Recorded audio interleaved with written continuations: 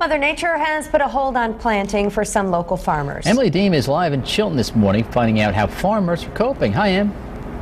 Hey, good morning, Rachel and Pete. Hi, everybody. We're out here at Polly's Farm Market and Pumpkin Patch in Chilton, and they're right off Highway 57. Take a look at all the plants that they have in here. We have jalapenos, tomato plants over here.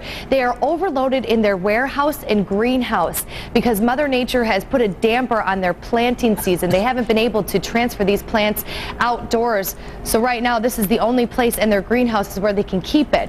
We're going to go over here and talk to Polly right now, the owner, to see how they plant indoors, because there are some plants that they need to plant inside to be transferred outside. Good morning, Polly. Good morning. Okay, show us what you do to start planting them indoors. Okay, we take the seeds, and I usually just pour them in my hands, and then I take a seed, one seed, and put it in each of these little squares, and then we cover them up with a little soil. Okay, let's do that right now and see which one. Can we see you have to see this too, everybody, the real tomato seed that that you showed me earlier.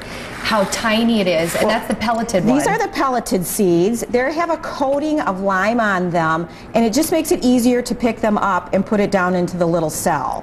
Now, you have more than 30 acres of land out here that you plant on. Right. Tell me so far, how have things been going with? We have just a couple little rows. There was one day when it was warm enough and dry enough. We have a little bit of radishes, lettuce, and spinach planted.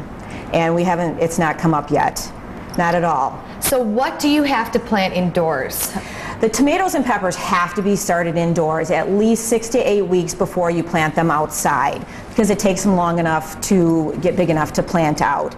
We don't like our plants to get too awfully big, because then they go under a lot more stress when you plant them outside. The little plants just transplant a lot better, and they'll actually grow faster. So let me plant these seeds then, Polly, and tell me about this pepper plant right here.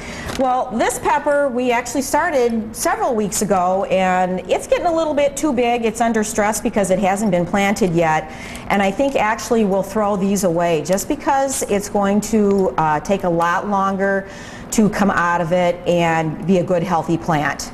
Okay, and then so for right now, I mean, the greenhouses and the warehouse out here are full, so hopefully Mother Nature will work with you.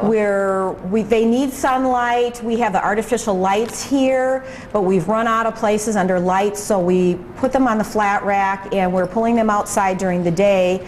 But they're tiny little plants, and they have to get accustomed to the natural light too. So if you leave them out there too long at first, they get sunburned, and that can really hurt them too. So you can only take them out and leave them out there so long, and we have to pull them back in. All right, Polly, thank you so much for joining us this morning. Guys, we'll send it back to you. It's a lot of work. Thanks, Em.